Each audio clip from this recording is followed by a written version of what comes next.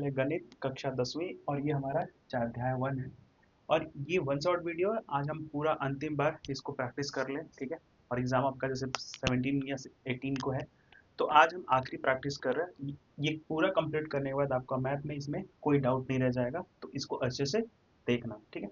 अब सबसे पहले पढ़ते हैं हम विभाजकता क्या होती है। ये विभाजकता देखते हैं क्या होती है। जब कोई संख्या दूसरी संख्या को पूरी तरीके से भाग दे देती है और कोई भी शेषफल नहीं बचता है, तो हम कहते हैं कि उस संख्या जो है, यानी कि जो वह संख्या है दूसरी संख्या को विभाजित करती है। आए समझ में? कोई ऐसी संख्या जो दूसरी संख्या को पूरी तरीके से भाग दे देती है और कोई भी यहाँ पे शेषफल नहीं बचता है, तो हम क्या कहते हैं कि जो वह संख्या है दूसरी संख्या को विभाजित करती है। अगर कोई संख्या ए हो, ठीक है, और संख्या बी को भाग देती है, अगर कोई संख्या ए संख्या बी को भाग देती है, ठीक है, यानी कि यहाँ पे देती है, कब देती है? अगर b बराबर a गुने c लिखा हुआ है तब, यानी कि जो b यहाँ पे है वो भागफल, यहाँ पे भाज्य है ना। b यहाँ पे भाज्य है, a हमारे यहाँ पे भाजक है और c यहाँ पे क्या है? तो c हमारे यहाँ पे भागफल है। और यहाँ पे बोल सकते हैं c एक कोई पूर्णांक संख्या है। आई बात समझ में? कोई संख्या a संख्या b को भाग देती है अगर b बराबर a गुने c हो तब। यानी कि अगर मैं ले लूँ कि जैसे मान लो यहाँ पे 3 है, ठीक है। 3 जो कह रहा है कि यहाँ पे 93 को भाग देता है, ठीक है। 3 और 93 को देता है कि नहीं? अगर 3 93 को भाग देगा तो कोई भी शेषफल नहीं बचेगा। अगर हम 3 से भाग दें 93 को, तो ये क्या भाग जाएगा, यानी कि कोई भी शेषफल नहीं बचना चाहिए। यानी कि हम देखें तो 3 तरीके होता है हमारा 9, ये 0 हो जाएगा और हमारा 3 हो जाएगा, 3 एकम 3। यानी कि देखेंगे जो यहाँ पे शेषफल हमारा है, यानी कि जो हमारा शेषफल है वो क्या है? शून्य। यानी कि शेषफल हमें यहाँ पे कोई भी नहीं, यानी कि हम बोल सकते हैं कि 3 जो है वो 93 को पूरी तरीके से भाग देती है, यानी कि 3 जो है 93 को भाग दे देगी, ठीक है। और यहाँ पे हम कैसे लिखेंगे? तो ये हमारा जो है ये भाजक होता है, यानी कि बी, यानी कि इसको लिख सकते हैं हम 93, 93, ठीक है, बराबर क्या हो सकता है? यानी कि 93 बराबर ये हमारा क्या दूसरा हमारा भाजक, यानी कि 3, और गुणे जो हमारा यहाँ पे भागफल आया हुआ है, यानी कि 31, यहाँ पे 31 आए बस समझ में? यानी कि 3 का अगर गुणा 31 से करोगे तो हमारा 93 ही आंसर आएगा, ठीक है। तो इस तरीके का हमारा होता है डिविजिबिलिटी, यानी कि 3 अगर 93 का भाग भाग पूरी तरीके से भाग करेगा, यहाँ पे शेषफल शून्य आएगा, ठीक है। तो वो हमारी होती है यहाँ पे डिविजिबिलिटी या भी विभाजकता। आया समझ में? जैसे यहाँ पे अगर मैं ले लूँ 36, यहाँ पे 36, और यहाँ पे मैं ले लूँ 6, तो 6 क्या पूरी तरीके से 36 को भाग कर देगा? बिल्कुल कर देगा, क्यों नहीं करेगा? यहाँ पे देखो 6 बार में कट देगा, यानी कि 6 6 के 36। आई बात समझ में? तो इस तरीके से हम ये बोल सकते हैं कि जो 3 है वो 93 का भाग भाग बिल्कुल भाग कर देगा, और यहाँ पे 6 भी 36 का भाग डिवाइड, यानी कि उसको भाग कर देगा, ठीक है। आई बात समझ में? यानी कि शेषफल हमारा यहाँ पे 0 बचता हुआ दिखेगा, ठीक। तो ये रही हमारी भाजकता का। तो यहाँ पे कुछ विभाजकता के नियम को हम देखते हैं। विभाजकता का नियम, पहला नियम कह रहा है कि माइनस का 1 और प्लस का 1 हर शून्य गैर शून्य संख्या को यहाँ पे भाग देता है, यानी कि एक जो है वो 7 को भी भाग दे देगा, ठीक है। और माइनस 1 जो है 9 को भी यहाँ पे भाग देता है। मतलब एक ऐसी संख्या है और माइनस 1 ऐसी संख्या है जो किसी भी संख्या को, यानी कि गैर शून्य संख्या कोई भी हो उसको भाग्य, चाहे वो भाग्य देता है। जैसे यहाँ पे 7/1 लिखोगे तो हमारे यहाँ पे आंसर कितना आएगा? 7 ही आएगा, ठीक है। आई बात समझ में? जीरो यहाँ पे कह रहा है कि जीरो हर गैर शून्य संख्या को विभाजित होता है, विभाजित, देखो यहाँ पे शून्य जो है हर गैर शून्य संख्या से विभाजित होता है, ठीक है। ये हर गैर शून्य संख्या से विभाजित होता है, ठीक है। यानी कि हम 0/5 अगर लिखेंगे तो भी विभाजित हो जाएगा, 0/7 लिखेंगे तो भी यहाँ पे ये विभाजित हो जाता है, ठीक है। यानी कि ये इसको कोई जीरो को कोई भी संख्या विभाजित कर देता है, ठीक। अब जीरो किसी भी संख्या को भाग नहीं देता है। जीरो ऐसी संख्या है जो किसी भी संख्या को भाग नहीं देगा। अगर भाग देगा तो वो इनडिफाइन हो जाता है, यानी कि उसका कोई भी यहाँ पे अनंत तक चला जाता है। यानी कि यहाँ पे देखोगे तो हम ये 5/0 कभी भी नहीं लिख सकते हैं, ये कभी लिखना भी मत, यानी कि 6/0 कभी भी नहीं हो सकता। ये किसी भी संख्या को भाग नहीं देता है। जीरो एक ऐसी संख्या, अगर हम रूल नंबर नियम नंबर 5 देखें यहाँ पे, तो अगर बी को भाग देता है, ए माइनस बी को भाग देता है, तो यहाँ पे माइनस बी ए को भी यहाँ पे भाग देगा, समझ में, ये भी होगा, ठीक है। अगर मान लो कि ए कोई संख्या है, पूर्ण संख्या है, जो बी को भाग देता है, और ए जो है वो माइनस बी को भी भाग देता है, तो माइनस ए बी को भी यहाँ पे भाग देता हुआ दिखेगा। अगर मान लो यहाँ पे ए जो है, अगर यहाँ पे अगर ए 3 ले लें और यहाँ पे 6 ले लें, अगर 3 जो है वो 6 को भाग देगा, ठीक है, आया समझ में, यहाँ पे 3 जो 6 को भाग देगा, 3 जो भाग दे सकता है किसको, तो 3 माइनस 6 को भी तो भाग दे सकता है, यानी कि यहाँ पे 6 माइनस 6 बटे 3, और भाग देंगे तो हमारा माइनस का 3 आंसर आएगा, ठीक है। आई वो समझ में, यानी कि यहाँ पे माइनस ए भी बी को, यानी कि -3 भी, -3 6 को भाग दे सकता है, यानी कि यहाँ पे 6 बटे -3 हो सकता है, यानी कि माइनस का 3 हमारा आंसर आएगा यहाँ पे। आई बात समझ में। दूसरा पांचवा कह रहा हमारा, अगर ए बी को भाग देता है और बी ए को भाग दे, दोनों सही हो, तो हमारा क्या होगा, ए बराबर प्लस माइनस बी होगा यहाँ पे, ठीक है। नंबर 6 हमारा कह रहा है यहाँ पे, ए अगर बी को भाग देता है और ए सी को भी भाग देता है, तो यहाँ पे पहला जो नियम है, ए जो होगा बी प्लस सी को भी भाग देगा। अगर मैं यहाँ पे ए अगर मान लूँ 3 है, और बी यहाँ पे मैं मान लूँ कि 6 है ना, 6 है, ठीक है, यानी कि 3 जो है वो 6 को भाग देगा।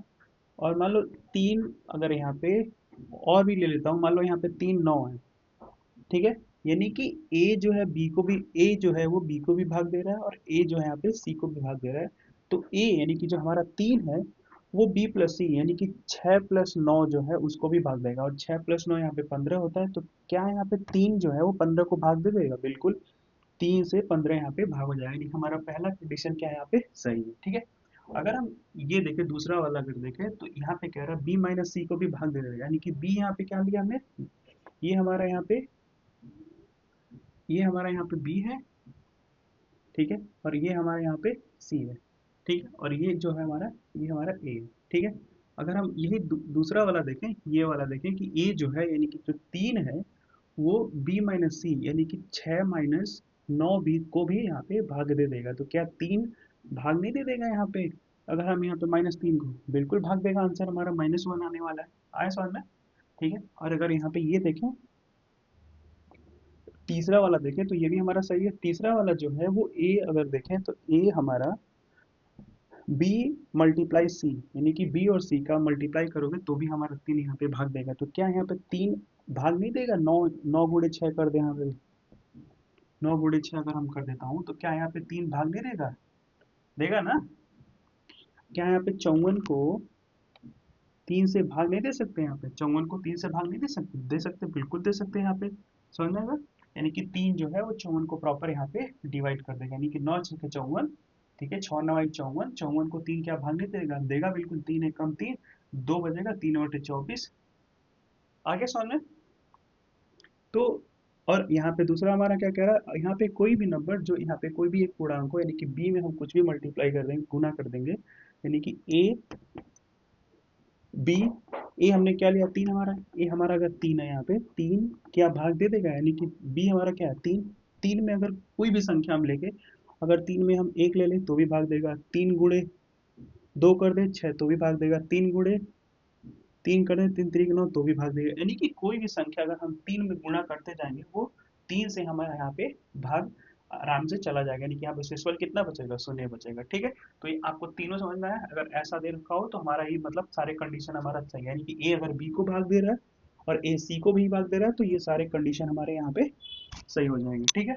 नंबर 7 पे, नियम नंबर 7 है, हमें कह रहा है अगर ए बी को भाग देता है, यानी कि ए और बी, ए बी को भाग देता है, सी डी को भाग देता है, समझ में आया, ए बी को भाग देता है और सी डी को भाग देगा, तो यहाँ पे ए सी बी डी भी, ए सी बी डी को भाग दे देगा। तो ये क्या सही हो रहा है, कुछ नंबर हम मान के यहाँ पे चेक करते हैं। यहाँ पे अगर ए को यहाँ पे मैं 3 मान लेता हूँ, और बी को यहाँ पे मैं 6 मान लेता हूँ, ठीक है, सी को यहाँ पे 4 मान लेता हूँ, और डी को यहाँ पे मैं 8 मान लेता हूँ, ठीक है। तो अगर ए जो है इसको भाग दे रहा है, और बी जो है, सी जो है वो इसको भाग दे रहा है, तो क्या ए सी, यानी कि ये ए है, ये बी है, ये सी है, और यहाँ पे डी है ना। अगर हम देखें तो पहला जो हमारा कंडीशन है कि ए बी, ए सी जो है, नहीं, ए सी जो है वो भाग देगा बी डी को, देखते हैं यहाँ पे, तो यानी कि यहाँ पे 3 गुणे 4, तो यानी कि 3 चौके 12, ठीक है, क्या 12, और 8 3 24, 8 5 8 6 48, 48 को भाग देगा?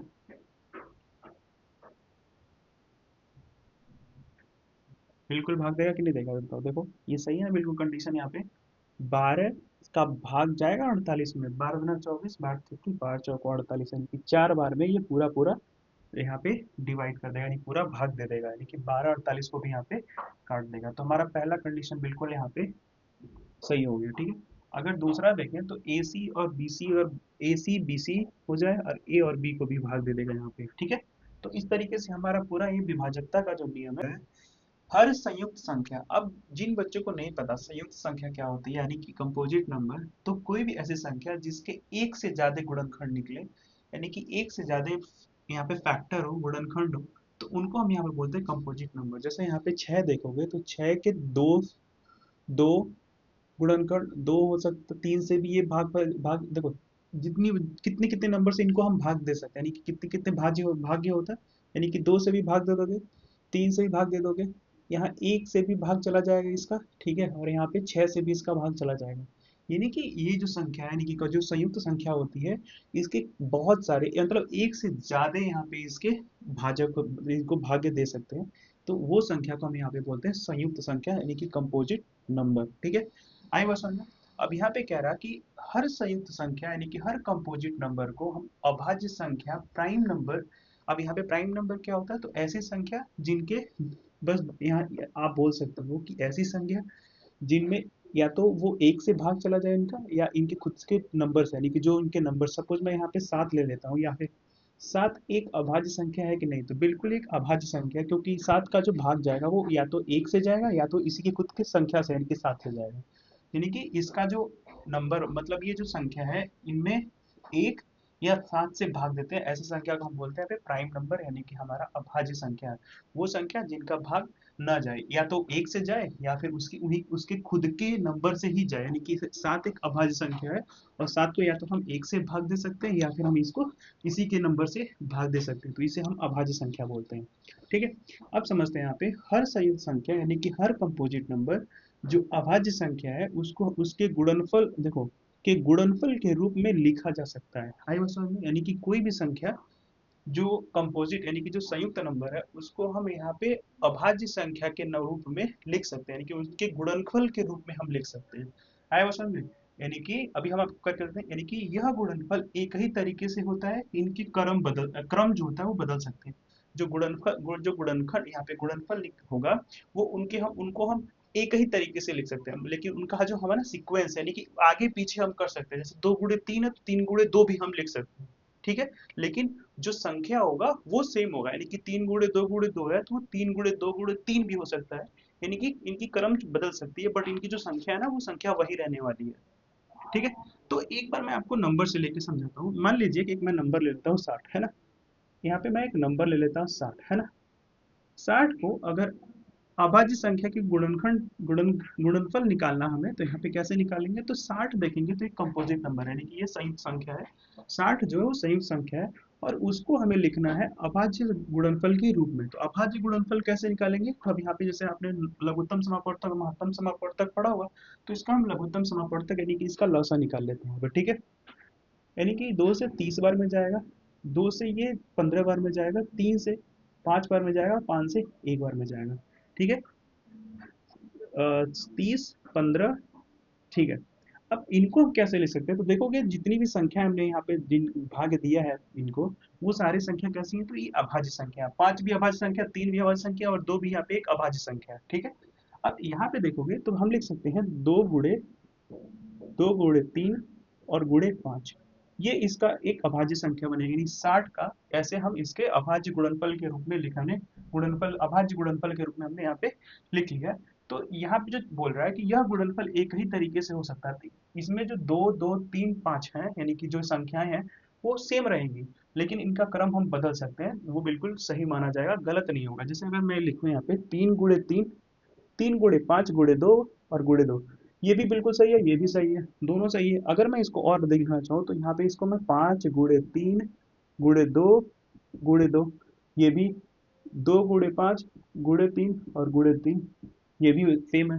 समझ में आया बच्चों? ये सारे तरीके सेम है, लेकिन देखोगे तो जो संख्याएं है ना यहाँ पे 5 3 2 और 2 जो संख्याएं हैं वो बिल्कुल सेम है, बस इनके क्रम जो है, इनके ऑर्डर जो है वो बदल जा रहे हैं। ठीक है, तो आपको समझ में आया संयुक्त संख्या, अभाज्य अगर p कोई एक अभाज्य संख्या है और p जो है a का जो वर्ग है को भाग देता है, तो p जो है a को भी यहाँ पे भाग देगा। ठीक है, भाग क्या करेगा, देगा। ठीक है, यहाँ पे भाग देगा। ठीक है, तो अगर हम देखें एक एग्जांपल से समझे तो p जो है, p कोई एक अभाज्य संख्या, मान लो 3 मैंने ले लिया, p एक अभाज्य संख्या है और किसी संख्या के वर्ग, यानी कि मैं यहाँ पे मान लो कि p की संख्या, कोई एक संख्या ले लेता हूँ जिसका वर्ग मैं निकाल, अगर मैं 3 ले लूँ तो इसका वर्ग हो, ठीक है, यानी कि 3 तरीके कितना, 3 का वर्ग 9, तो यहाँ पे 9 को भी अगर भाग देता है तो ये किसका वर्ग है, 3, यहाँ पे 3 का को भाग नहीं देगा, बिल्कुल देगा, यानी कि 3 अगर 9 को भाग देता है तो 3 यहाँ पे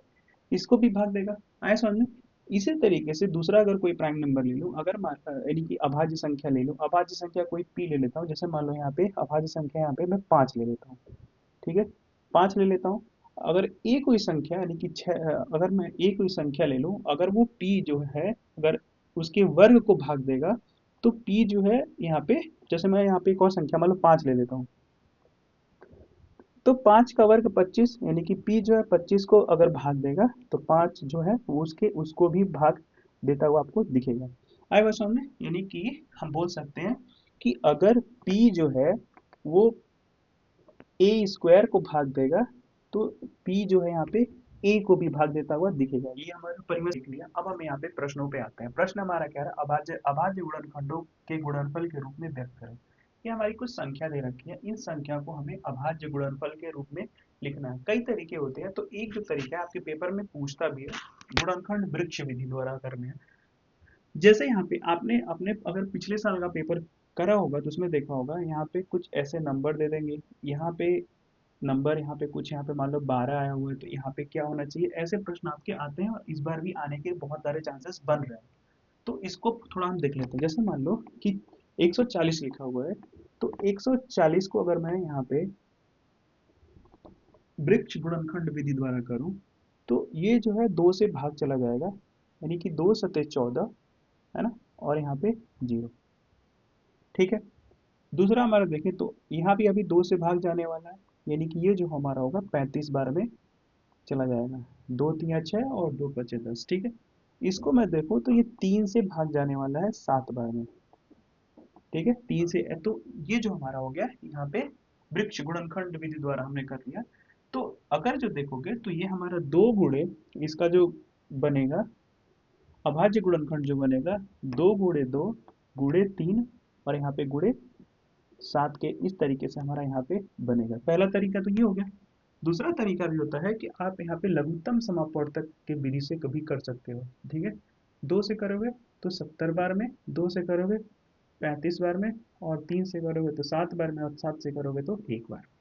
ठीक है, तो कुछ इस तरीके से भी हम यहाँ पे निकाल सकते हैं। ठीक है, तो हमने यहाँ पे हमने अभाज्य वृक्ष यानी कि गुणनखंड वृक्ष द्वारा हमने, यानी कि गुणनखंड वृक्ष मेथड भी देख लिया, और यहाँ पे लघुत्तम समापवर्तक वाला भी हमने यहाँ पे देख लिया, एलसीएम मेथड भी देख लिया। ठीक है, तो अगर इन ये जो है वो आप घर से करना, और यहाँ पे मैं एक और आपको बता देता हूँ कि कैसे करना। दोनों तरीके से आप कर सकते हो। तो पहला, अगर बोलेगा कि आप ये गुणनखंड वृक्ष मेथड से करो तो आप ऐसे ही करना। ठीक है, अगर बोल देगा कि यहाँ पे आपको अभाज्य गुणनखंड आपको यहाँ पे ऐसे निकालना है तो आप ऐसे निकालना। ठीक, किसी भी तरीके से आप निकाल सकते हो। अगर मैं देखो, अगर मैं इनको और भी अच्छे से लिखूं तो यहाँ पे देखोगे दो दो बार लिखा हुआ है, तो यानी कि 2 की घात 2, यानी कि 2 की घात 2, 2 यहाँ पे 2 बार है, 2 की घात 2, 3 एक बार है तो 3 की घात 1, और 7 एक बार है तो 7 की घात 1। ऐसा समझ में? तो इस तरीके से भी हम यहाँ पे अभाज्य गुणनखंड को लिखने का ये भी हमारा तरीका होता है, यानी कि घात के रूप में हम इसे लिख सकते हैं। ठीक है,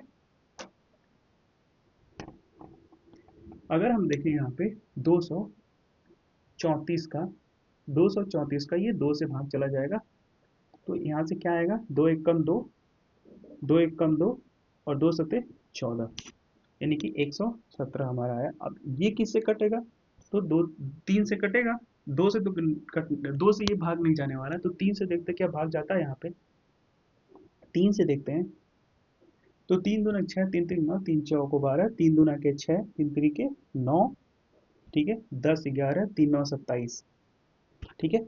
अब ये किससे जाएगा? अभी भी 3 से जा रहा है, 3 एक कम 3, 3 3 के 9, ठीक है। अब यहाँ पे ये एक अभाज्य संख्या है, तो अब यहाँ पे भागफल नहीं जाने वाली, कि जो बनेगा यहाँ पे 2 गुणे 3 और गुणे यहाँ पे 13, और इनको भी घात के रूप में लिख सकते हैं, तो यानी कि हो जाएंगे 2 की घात 1 गुणे 3 की घात 1 गुणे 13, 13, ठीक है।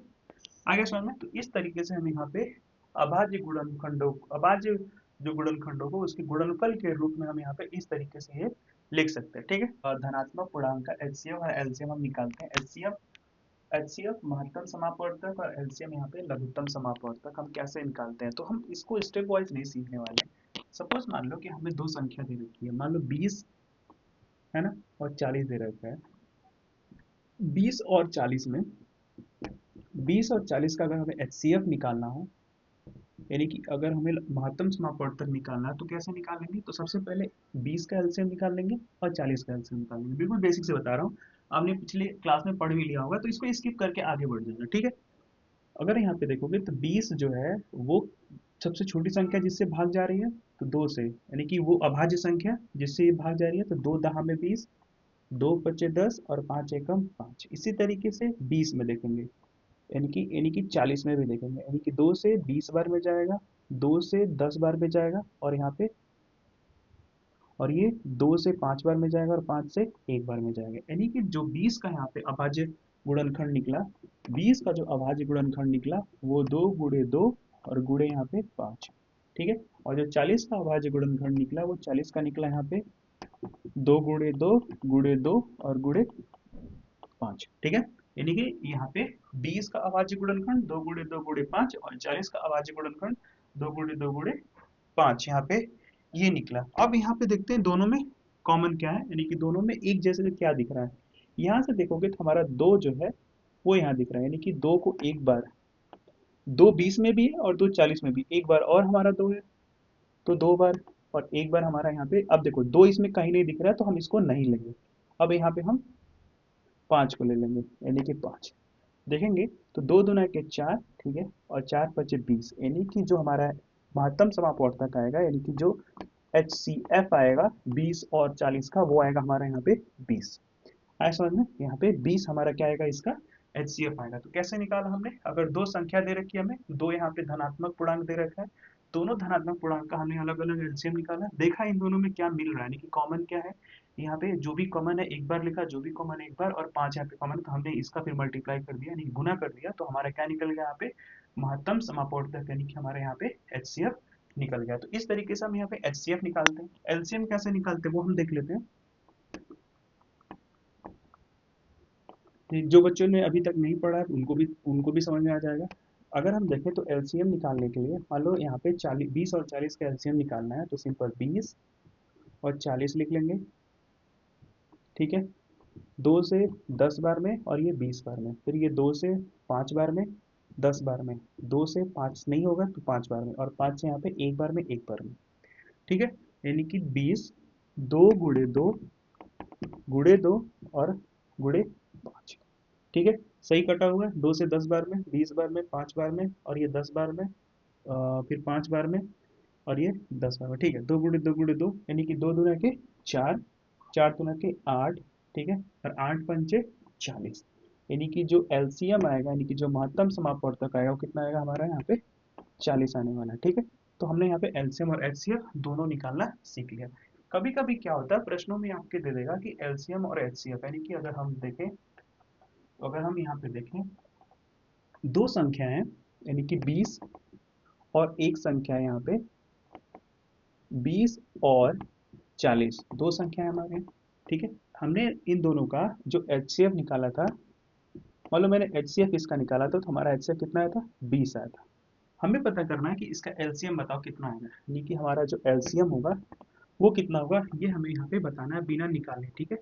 दो संख्या हैं और यहाँ पे इनके एचसीएफ दे रखा है, एलसीएम हमें नहीं पता है, तो एलसीएम कैसे निकालेंगे, तो एक फॉर्मूला होता है हमारा।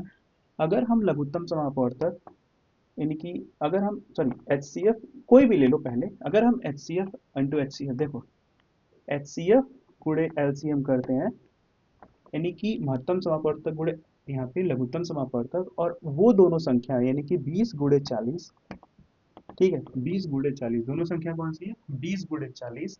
तो हमें यहाँ पे एलसीएम नहीं पता, वो दोनों संख्या कौन है, 20 और 40 हमने ले लिया दो। एक बार पूरा फॉर्मूला अच्छे से समझ लो। देखो,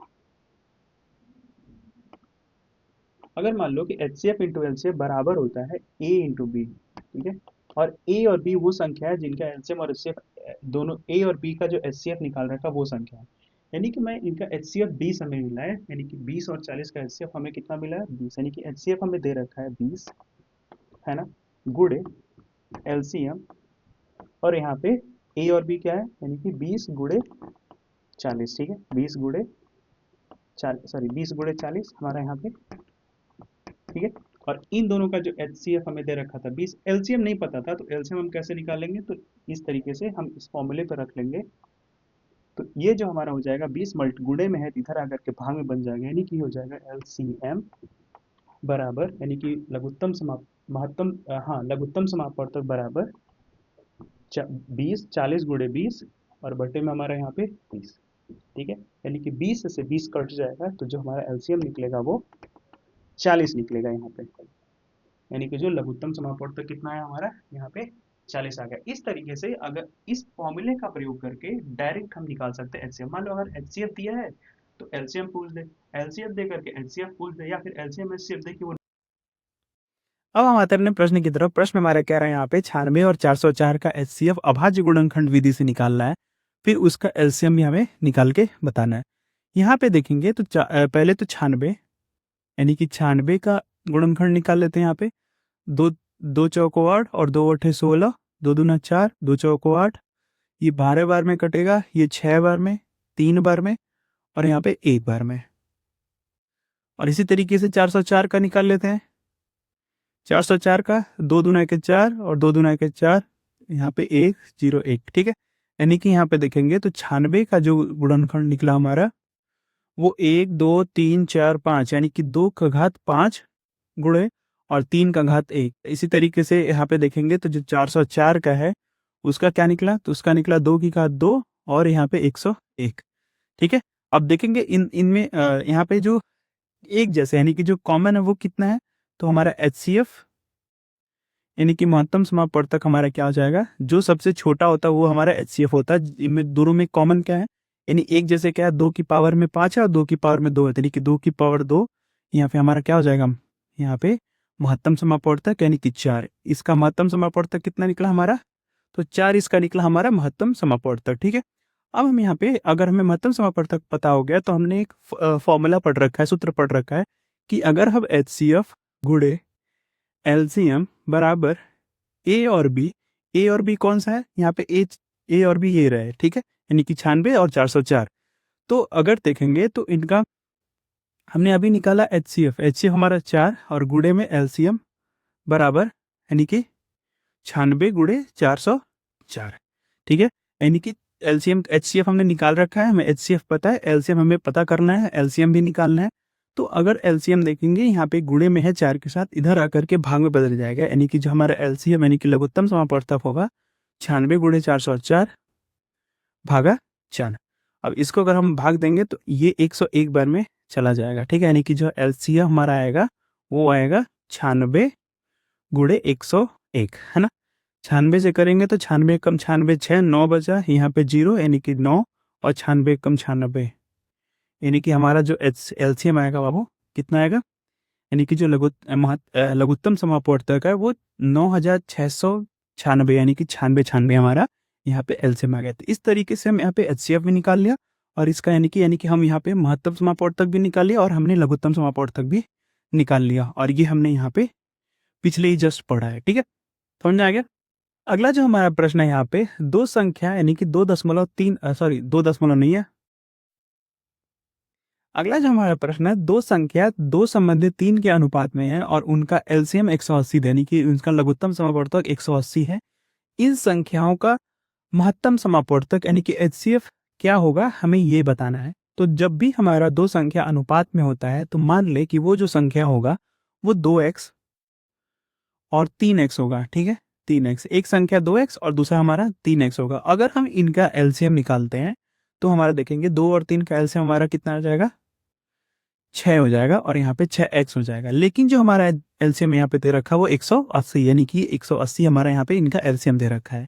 ठीक है, तो x जो है यहाँ पे 6 जो है वो गुने में है, तो इधर आएगा तो वो मल्टीप्लाई में हो जाएगा, तो 180/6 और काटेंगे तो x बराबर कितना आएगा, 30 आ जाएगा, यानी कि जो x का मान आएगा वो 30 आएगा। तो वो दोनों संख्या निकालने के लिए हम इनमें पहले रखते हैं, यानी कि हम x का मान हमने निकाल लिया इन दोनों में, तो दोनों संख्या कौन सी होंगी वो पता करते हैं।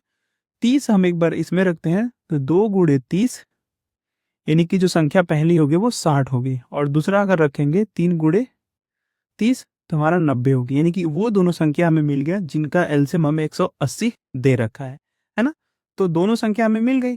अब यहाँ पे हम निकालना है हमें एचसीएफ, तो हमने अभी जो फॉर्मूला बढ़ाया है क्या था यहाँ पे, एलसीएम गुना एचसीएफ और उन दोनों संख्या का गुणनखंड, यानी कि 60 और 90 का गुणनखंड। ठीक है, यहाँ पे देखेंगे तो एलसीएम हमारा कितना दे रखा है, 180, यानी कि जो हमारा एलसीएम है वो 180, यानी लघुत्तम समापवर्तक 180, और एचसीएफ हमें यहाँ पे पता करना है।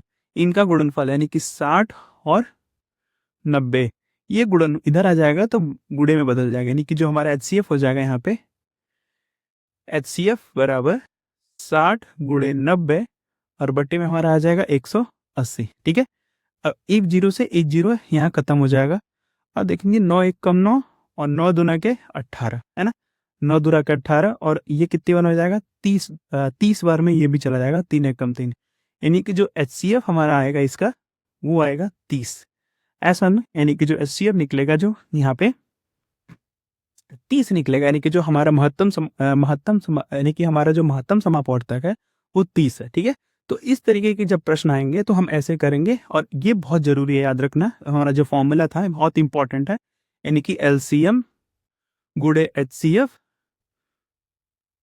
दोनों संख्याओं का गुणनखंड। ठीक है, दोनों संख्याओं का गुणनखंड के बराबर होता है, कि अगर देखा जाए तो एलसीएम गुणे एचसीएफ बराबर ए गुणे बी, और ए और बी वो दोनों संख्या हैं जिनका एलसीएम एचसीएफ हमें यहाँ पे दिया रहता है, बताता है। ठीक है, ऐसा में तो ये वाला बहुत इंपॉर्टेंट है, वेरी इंपॉर्टेंट फॉर्मूला है, आप याद रखना। ठीक है, तो प्रश्न कह रहा है कि वह संख्या ज्ञात कीजिए जो 85 और 72 को भाग देने पर 1 और 2 यहाँ पे क्रमशः शेष छोड़ती हो। ठीक है, यानी कि अगर 85 और 72 को अगर किसी संख्या से भाग दे रहे हैं तो उनमें पहले में 1, यानी कि 85 में 1 शेषफल बचे और 72 में 2 शेषफल बचे, वो संख्या हमें ज्ञात करना, वह बड़ी संख्या ज्ञात करना। जब भी बड़ी संख्या ज्ञात करना हो तो बेटा हम यहाँ पे एलसीएम नहीं एचसीएफ निकालते हैं। ठीक है, छोटी संख्या बताना हो वह छोटी संख्या ज्ञात करो तो हम एलसीएम निकालते हैं, तो हमें यहाँ पे एचसीएफ पता करना होगा, यानी कि महत्तम समापवर्तक। ठीक है, 85 में अगर देखा जाए तो 1, यानी कि यहाँ पे 85 में से 1 घटाए तो हमारा बचेगा 84, यानी कि वो संख्या अगर हम 84, और 72 में से शेषफल 2 बच रहा है तो 2 घटा दे तो हमारा 70 बन जाएगा। अब 70 और 85 का अगर हम महत्तम समापवर्तक निकाल दे, यानी कि 84 और एक हमारा 70, इनका हम एचसीएफ निकाल दे तो हमारा वो बड़ी संख्या मिल जाएगी जिनको भाग देने पे, यहाँ पे 85 और 72 का भाग देने पे तो 85 में 1 शेषफल बचेगा और 72 में 2 शेषफल बचेगा, ये यहाँ पे है। यानी कि यहाँ पे 2 से करेंगे, 2 से अगर भाग देंगे 2 चौको 8, 2 दूना के 4, 2 दूना के 4 और 2 एक कम 2, 3 सते 21 और 7 एक कम 7। ठीक है, आए बसान में अगर इसको करें तो 2 से 35 बार में कटेगा, 35 दूना 70, और यहाँ पे 5 से करे तो 5 सते 35 और 7 से करे तो 1 बार में। ठीक है, और यहाँ पे देखेंगे तो 84 का जो होगा वो 2 की पावर 2 और 3 की पावर 1 और 7 की पावर 1। ठीक है, और इसमें देखेंगे तो हमारा जो 70 है उसका जो होगा यहाँ पे 2 की पावर 1, ठीक है, और 5 की पावर 1 और 7 की पावर 1 है।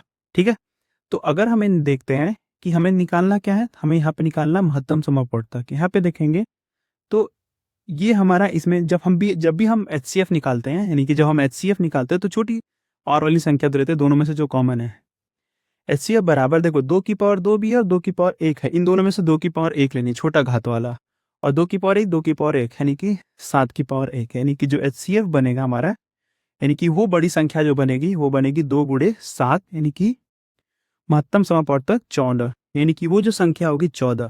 अगर हम 14 को 14 से 85 को डिवाइड करें तो हमारा जो शेषफल बचेगा 1 बचेगा, और 72 को करें तो हमारा 2 बचेगा, 2 बचेगा। देखेंगे यहाँ पे अगला जो प्रश्न है वो दूसरा टाइप है। प्रश्न आपके कुछ एग्जाम में आते हैं, यानी कह रहा है कि जो रूट 2 है का रूट 2 एक अपरिमेय संख्या है, हमें ये प्रूफ करके बताना है कि ये अपरिमेय संख्या है कि नहीं है ना, दिखाना है कि ये अपरिमेय संख्या है।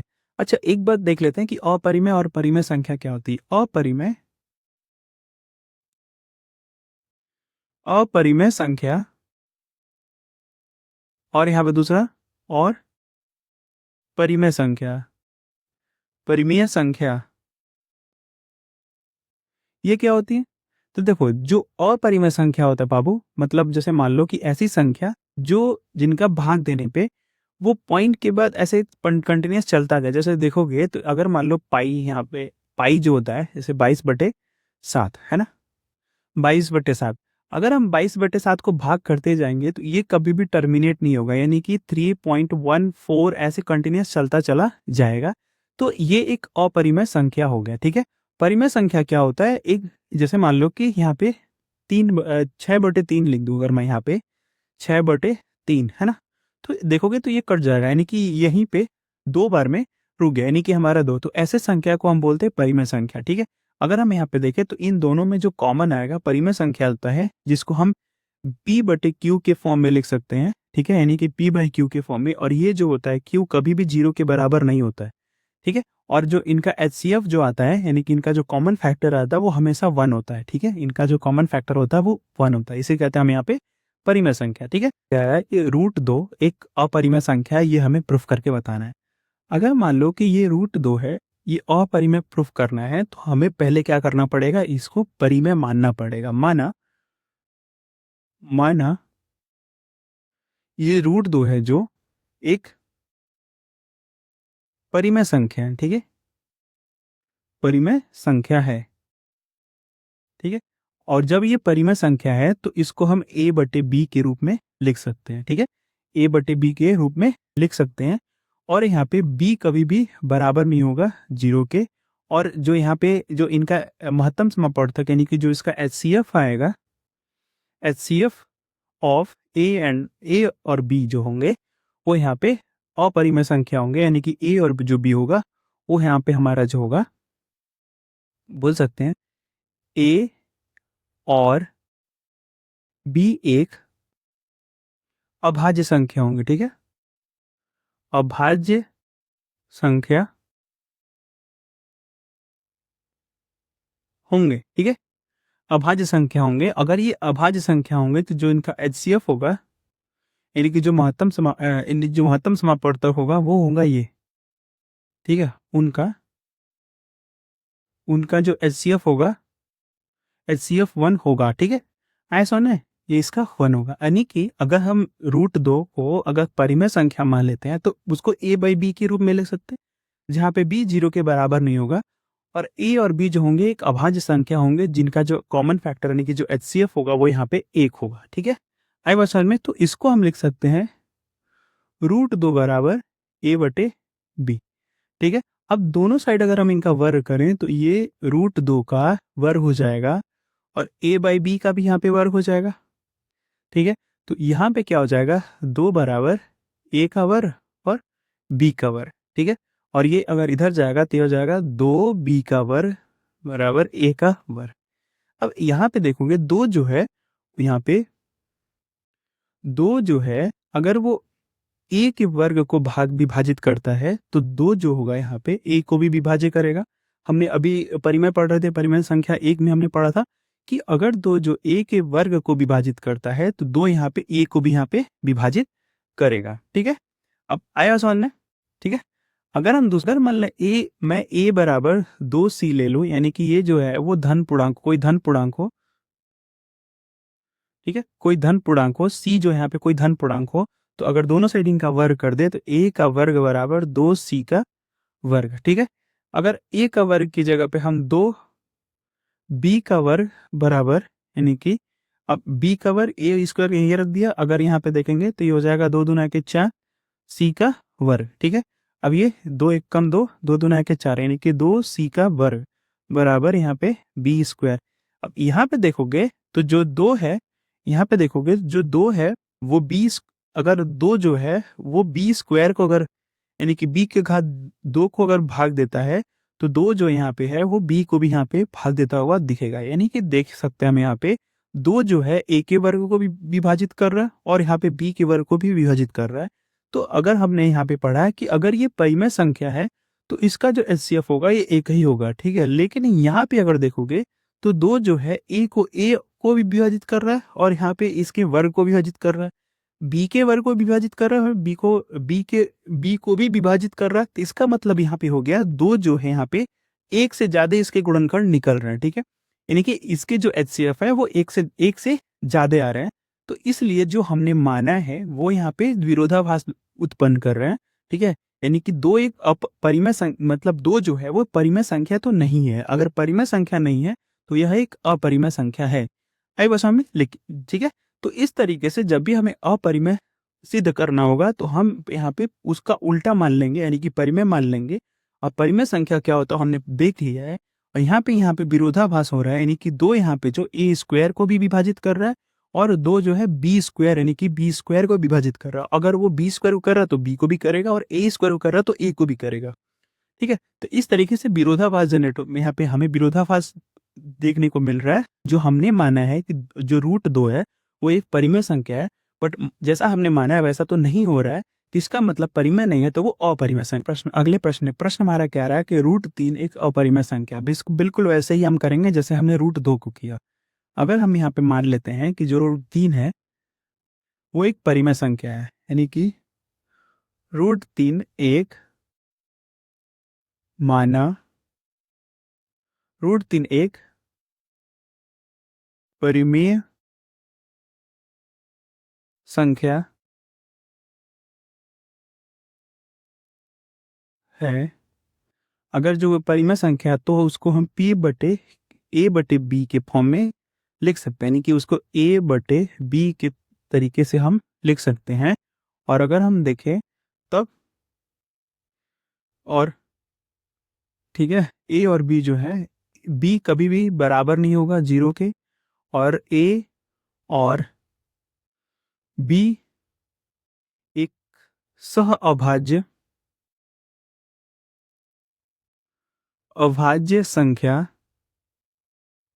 संख्या है जिसका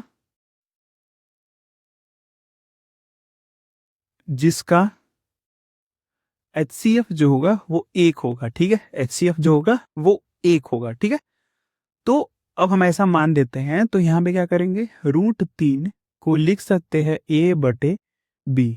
अब दोनों साइड वर्ग कर दे तो 3 का वर्ग बराबर a का वर्ग बटे b का वर्ग, यानी कि यहाँ पे 3 बराबर a का वर्ग बटे b का वर्ग। इधर जाएगा तो ये 3b का वर्ग बराबर a का वर्ग हो जाएगा, ठीक है। 3 a का वर्ग और b का वर्ग। अगर जो यहाँ पे देखोगे तो 3 का वर्ग जो है वो 3 जो है a के वर्ग को अगर भाग दे रहा है, यानी कि भाग दे रहा है, तो 3 जो है a को भी भाग देगा, ठीक है। यानी 3 जो है a के वर्ग को भाग दे रहा है तो 3 को भी यहाँ 3 जो है वो 1 को भी यहाँ पे भाग देता है, आपको दिखेगा, ठीक है। एज अ थ्योरम नंबर, यानी कि जो हमारा परिमेय पढ़ा, परिमेय संख्या 1 हमने पढ़ा, नहीं परिमेय संख्या 2 में हमने जो पढ़ा, अगर 3 a के वर्ग को भाग देता है तो 3 a को भी यहाँ पे भाग देगा। इसी तरीके से अगर हम a बराबर अगर हम यहाँ पे 2c के लिए अगर करें, यानी कि जो यहाँ पे c है, c कोई धन पूर्णांक है, ठीक है, धन पूर्णांक है, ठीक है। अगर कोई धन पूर्णांक है तो यहाँ पे देखेंगे तो इनका वर्ग करें तो a का वर्ग बराबर 2c का वर्ग, ठीक है। 2c का वर्ग और a के वर्ग की जगह पर अगर हम 3b का वर्ग रख ले, 3b का वर्ग बराबर 2, यहाँ पे 3c के लिए अगर हम यहाँ पे सॉल्व कर रहे हैं 3c के लिए तो यहाँ पे देखेंगे तो 3 तरीके 9 सी का वर्ग हो जाएगा और ये 3 से कटेगा, 3 तरीके 9, यानी कि बी स्क्वायर बराबर 3 सी का वर्ग। अब यहाँ पे देखेंगे तो अगर ये 3 जो है वो बी को, यानी 3 जो है बी के वर्ग को भाग दे रहा है, 3 जो है यहाँ पे बी को भी आराम से भाग दे देगा। समझ में आई बात? तो यहाँ पे देखेंगे 3 एक बार ए के वर्ग और बी ए को भी यहाँ पे भाग दे रहा है, और 3 जो यहाँ पे बी के वर्ग और बी को भी भाग दे रहा है, इसलिए हम कह सकते हैं यहाँ पे कि 3 जो है इसके एक से ज्यादा गुणनखंड है, यानी कि यहाँ पे कह सकते हैं कि जो इसके एचसीएफ है वो एक से ज्यादा है। तो अगर एक से ज्यादा है तो इसलिए जो हमने माना है वो हमारे यहाँ पे विरोधाभास हो जाएगा। ठीक है, इस वजह से जो √3 है एक अपरिमेय संख्या न होकर के परिमेय संख्या हो गया। हम जब भी यहाँ पे अपरिमेय देखना है तो हम इसको पहले परिमेय मान ले रहे हैं, मतलब इसका उल्टा मान ले रहे हैं, और जब हम उल्टा मान रहे हैं तो ये विरोधाभास हो जा रहा है। ठीक है, कब जब विरोधाभास हो जा रहा है तो इसका मतलब वो परिमेय नहीं होगा, तो अपरिमेय होगा। इस तरीके से हम √3 को भी सिद्ध कर सकते हैं कि ये एक परिमेय संख्या नहीं है, अपरिमेय संख्या है। ठीक है,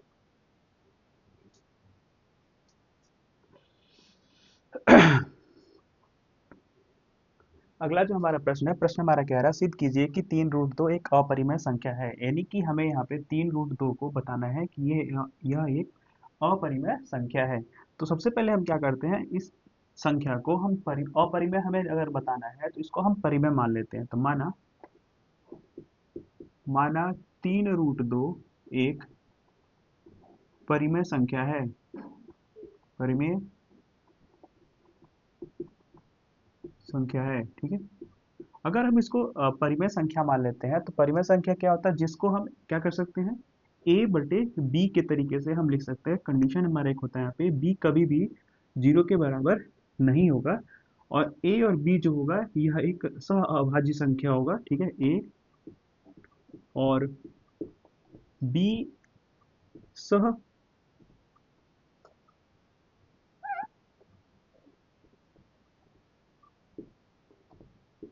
अभाज्य संख्या है। ठीक है, सह एक अभाज्य संख्या है। इसका मतलब यहाँ पे इसका जो लघुत्तम समापवर्तक होगा, यानी कि हमारा जो इसका महत्तम एचसीएफ जो होगा, यानी कि हमारा जो महत्तम समापवर्तक होगा इसका, वो कितना होगा, 1 होगा। ठीक है, यानी कि महत्तम समापवर्तक इसका 1 आने वाला है, यानी कि जो एचसीएफ आने वाला है इसका 1 आने वाला। ठीक है, सहअभाज्य संख्या है, इतना समझ में आ गया। अब हम यहाँ पे लेंगे कि यदि यदि ये परिमेय संख्या है तो हम क्या कर सकते हैं, 3√2 को बराबर लिख सकते हैं ए बटे बी के तरीके से। ठीक है, इतना समझ में आया। अगर मैं इसको इधर लेके आता हूँ तो ये हमारा बन जाएगा √2 बराबर ए बटे बी, ए बटे बी।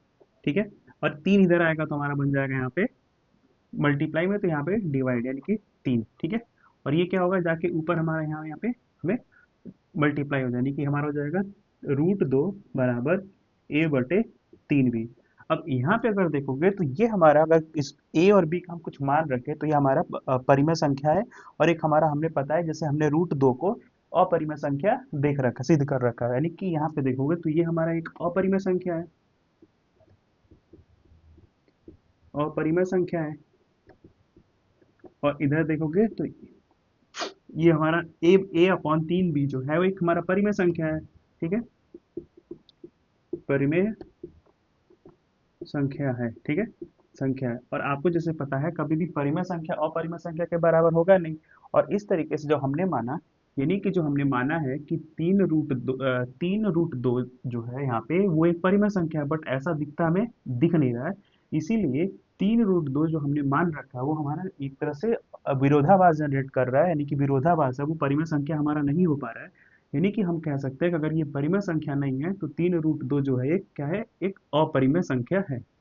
आया समझ में? और यहाँ पे हम देख सकते हैं कि जो हमने माना है कि √2 यहाँ पे, यानी कि √2 एक अपरिमेय संख्या होता है, और कभी भी अपरिमेय संख्या और एक ये जो एक परिमेय संख्या बराबर नहीं होगा। इस तरीके से हमने जो मान रखा वो विरोधाभास यहाँ पे उत्पन्न कर रहा है, इसीलिए जो हमारा होगा 3√2 एक क्या है, और ये कि 5 माइनस √3 एक अपरिमेय संख्या है। यहाँ पे हमें क्या करना है, 5 माइनस √3 को अपरिमेय संख्या हमें सिद्ध करना है। और अगर हमें सिद्ध करना तो हम क्या करते थे, सबसे पहले इसको उल्टा मान लेते हैं, यानी कि यहाँ पे हम मान लेते हैं, माना 5 माइनस रूट 3 एक क्या है, परिमेय संख्या। ठीक है, हमें अपरिमेय प्रूफ करना है तो हम इसको परिमेय संख्या मान लेते हैं। ठीक है, ये एक परिमेय संख्या है। अब जब ये परिमेय संख्या है तो इसको कैसे लिख सकते हैं, यहाँ पे p बटे यानी कि p बटे q या a बटे b भी लिख सकते हैं। यानी कि इस तरीके से हम यहाँ पे लिख सकते हैं। कंडीशन हमारा होता था कि b कभी भी 0 के बराबर नहीं होगा। ठीक है, और ऐसा होता है तो a और b जो है, यहाँ पे a और b जो है क्या है, ये सह अभाज्य संख्या है। ठीक है, अभाज्य संख्या है, ये एक सह अभाज्य संख्या है। और यहाँ पे अगर ये सह अभाज्य संख्या है तो इन दोनों यानी ए और बी का जो हमारा महत्तम यानी कि जो हमारा महत्तम समापवर्तक यानी कि हमारा जो HCF आएगा इसका वो 1 आएगा। ठीक है, HCF इसका 1 आएगा। आएगा समझ में। अब अगर हमने यहाँ पे 3 minus root 3 sorry 5 minus root 3 को अगर हम परिमेय संख्या मान रखे हैं तो a बटे बी के बराबर हम लिख सकते हैं। यानी कि हमारा 3 माइनस 3 यहाँ पे सॉरी ये हमारा 5 माइनस रूट 3 बराबर लिख सकते हैं a बटे बी। ठीक है, अब एक काम करते हैं, इस इधर इस पूरे a बटे बी को इस साइड लाते हैं और इसको इधर लेके आते हैं। यानी कि हमारा बन जाएगा 5 माइनस a बटे बी बराबर प्लस का रूट 3। यहाँ पे अगर हम इसका लघुत्तम समापवर्तक यानी कि एलसीएम निकालते हैं तो हमारा b हो जाएगा और यहाँ पे आ जाएगा 5b minus a, 5b minus a बराबर रूट 3। अब यहाँ पे देखोगे ये जो हमारा बन रहा है, अगर इस पे हम a और b का कोई मान रखें तो ये हमारा एक परिमेय संख्या बनता हुआ दिख रहा है। ठीक है, यानी कि हम a और b का कोई भी मान रखें तो ये हमारा एक परिमेय संख्या बनता हुआ, और ये हमारा अपरिमेय संख्या रूट 3 हमने आगे ही सिद्ध कर रखा है। हमने रूट सिद्ध देख रखा है कि रूट 3 जो है एक अपरिमेय संख्या है। तो कभी भी अपरिमेय संख्या परिमेय संख्या के बराबर नहीं होगा। तो क्या होगा, यहाँ पे हमने जो मान रखा है कि ये अपरिमेय संख्या है तो ये हमारा एक तरह से विरोधाभास उत्पन्न करेगा, और इस तरीके से हम बोल सकते हैं कि अगर ये परिमेय संख्या नहीं है तो ये क्या होगा, अपरिमेय संख्या होगा। ये देखोगे तो यहाँ पे हमारा ये कौन सा है, तो ये हमारा अपरिमेय संख्या है, अपरिमेय संख्या है। ठीक है, और ये हमारा क्या है, तो ये हमारा यहाँ पे परिमेय संख्या है। ठीक है, और कभी भी परिमेय संख्या अपरिमेय संख्या आपस में बराबर नहीं होंगे, इसीलिए यहाँ पर हम बोल सकते हैं कि जो हमने माना है वो विरोधाभास जनरेट कर रहा है, यानी कि विरोधाभास उत्पन्न हो रहा है। तो इसीलिए ये जो हमारा है 5 रूट माइनस रूट 3 जो है एक कैसा संख्या है, तो एक अपरिमेय संख्या है। तो यहाँ पे सिद्ध कीजिए कि 3 प्लस 2 रूट 5 जो है यहाँ पे एक अपरिमेय संख्या है। बिल्कुल सेम तरीका, अपरिमेय हमें अगर सिद्ध करना है तो हम इसको परिमेय मान लेते हैं कि माना माना 3 प्लस 2 रूट 5 जो है वो क्या है, एक एक ये एक लिखा हुआ है, एक परिमेय संख्या है, परिमेय संख्या है। अगर ये परिमेय संख्या तो क्या कर सकते हैं बाबू, तो इसको a बटे बी के फॉर्म में लिख सकते हैं, यानी कि a बटे बी के तरीके से लिख सकते हैं। b 0 के बराबर नहीं होता है, इतना कंडीशन पता है आपको। और अगर a और b यहाँ पे क्या है, यहाँ पे a और b जो है वो सह अभाज्य संख्या है, अभाज्य संख्या है।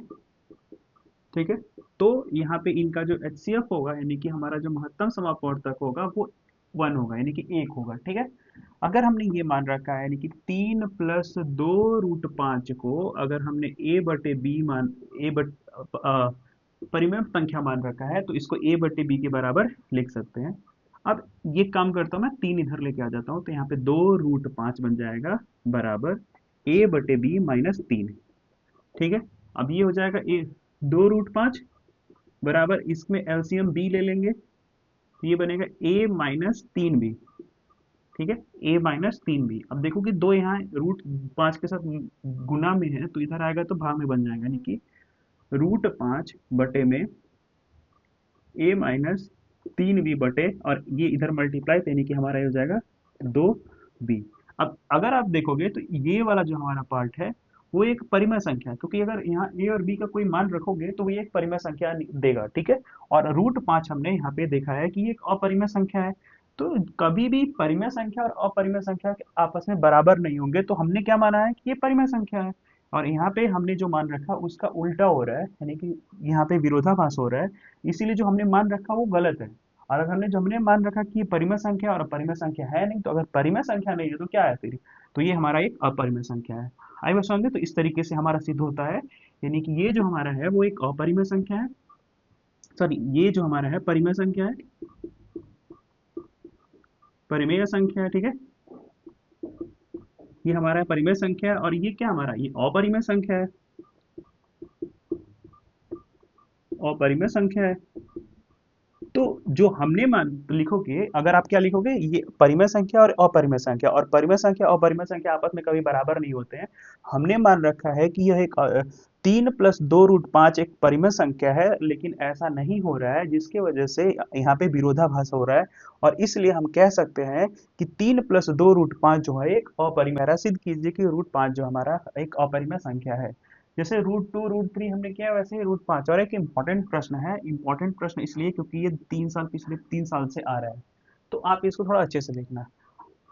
हमें अपरिमेय के लिए, अपरिमेय सिद्ध करने के लिए हमें क्या करना होता है, तो इसका उल्टा मानना होता है, यानी कि परिमेय मानना होता है। ये अपरिमेय दिखाना है हमें, तो हम कह सकते हैं कि माना जो √5 है, एक क्या है, एक परिमेय संख्या है, परिमेय संख्या है, ठीक है। परिमेय, अगर ये परिमेय संख्या है तो बेटा इसको क्या कर सकते हैं, a/b के तरीके से हम लिख सकते हैं। ए बी बराबर नहीं होगा 0 के, ये बार बार मैं आपको बता रहा हूँ। और अगर ये a और b जो है, a और b सह अभाज्य संख्या है, ठीक है, अभाज्य संख्या है। अगर ये सह अभाज्य संख्या है, तो इसका जो हमारा HCF यानी कि जो महत्तम समापवर्तक आएगा वो 1 आएगा, ठीक है। दोनों का महत्तम समापवर्तक कितना आएगा, तो 1 आएगा, ठीक है। इतना समझ में आ गया। अब हमें यहाँ पे अगर परिमेय संख्या हमने मान रखा है, तो √5 को लिख सकते हैं a/b, ठीक है। √5 को a/b हम लिख सकते हैं। अब एक काम करते हैं, दोनों साइड अगर हम यहाँ पे वर्ग करते हैं, यानी कि दोनों साइड वर्ग कर लें, तो ये √5 का वर्ग बराबर a/b का वर्ग, ठीक है, a/b का वर्ग। यहाँ से क्या बनेगा, तो यहाँ पर हमारा 5 होगा बराबर a का वर्ग, और यहाँ पे b का वर्ग, ठीक है। और ये हमारा इधर चला जाएगा, तो ये हमारा कितना हो जाएगा, 5b का वर्ग बराबर a का वर्ग, ठीक है। यहाँ से हम कह सकते हैं कि अगर 5 जो है वो अगर a के वर्ग को यहाँ पे भाग दे देता है, तो 5 जो है b यहाँ पे a को भी भाग देगा, यानी कि 5 जो है a के वर्ग को भाग देता है, तो 5 जो है यहाँ पे a को भी भाग देगा। हमने ये परिमेय, हमने यहाँ पे पढ़ा है, हमने क्या चीज, हमने परिमेय पढ़ रहे थे। परिमेय हमारा एक से हमने ये पढ़ रखा है कि अगर मान लो 5 a के वर्ग को विभाजित करता है, परिमेय संख्या 2, ठीक है। परिमेय 2 में हमने पढ़ा है कि अगर 5 जो है a के वर्ग को विभाजित करता है, तो 5 यहाँ पे a को भी विभाजित करेगा। इतना बात समझ में आ गया। अब अगर हम यहाँ पे कोई धन, अगर हम a बराबर अगर हम 5c ले लें, और c जो हमारा है इस तरह से मान ले कि कोई धन पूर्णांक है, कोई धन पूर्णांक संख्या हो, c यहाँ पे कोई एक धन पूर्णांक है, तो यहाँ पे अगर a बराबर 5c ले लें, तो a का अगर हम वर्ग करते हैं, तो इनका वर्ग करें, तो a का वर्ग हमारा हो जाएगा, और यहाँ पे 5c का वर्ग हो जाएगा, 5c का वर्ग है, तो यहाँ से क्या हो जाएगा, a का वर्ग बराबर 5 बचे कितना होता है 25, और यहाँ पे c का वर्ग। इतना समझ में आया। अब एक ही जगह पे अगर हम यहाँ पे एक ही जगह पे ये रख ले, एक ही जगह पे हम ये रख ले 5c का वर्ग, यानी तो ये जो हमारा बनेगा, अब इधर आ जाता थोड़ा, ये जो हमारा बनेगा, यानी कि ये बनेगा a का वर्ग बराबर 5, यानी कि 25c का वर्ग, और एक ही जगह पे रख लेता हूँ 5b, यानी कि हमारा ये 5b का वर्ग बराबर 25c का वर्ग, और ये 5 से कट जाएगा 5 बार में, यानी कि हमारा b का वर्ग बराबर हो जाएगा यहाँ पे 5c का वर्ग, ठीक है। अब यहाँ पे हम बोल सकते हैं कि अगर जो है 5 जो है अगर b के वर्ग को विभाजित करता है, तो 5 जो है यहाँ पे b को भी विभाजित करेगा, ठीक है। आई बात समझ में। तो हमने देखा यहाँ पे कि 5 जो है वो b के वर्ग और b को भी विभाजित कर रहा है, और यहाँ पे 5 जो है a के वर्ग और a को भी विभाजित कर रहा है। लेकिन हमने क्या मान रखा था कि ये एक परिमेय संख्या, जब परिमेय संख्या होगा तो ये a और b जो सह अभाज्य संख्या, इनका HCF यानी कि कॉमन फैक्टर, यानी भी जो इनका महत्तम समापवर्तक है वो 1 आना चाहिए, और यहाँ पे 1 नहीं आ रहा है। यहाँ पे देखोगे तो 5 जो है दोनों a के वर्ग और यहाँ पे b के वर्ग दोनों का यहाँ पे हमारा HCF बन रहा है, तो इस तरीके से हमारा विरोधाभास उत्पन्न हो रहा है, और ये जो हमने मान रखा है कि ये परिमेय संख्या है, वो परिमेय संख्या नहीं है। तो हम बोल सकते हैं कि अगर परिमेय संख्या नहीं है तो ये क्या है,